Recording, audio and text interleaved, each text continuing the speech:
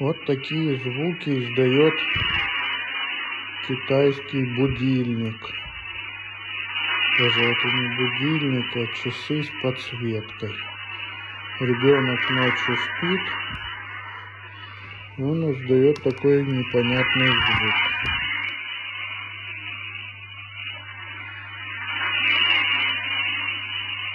Что это, непонятно.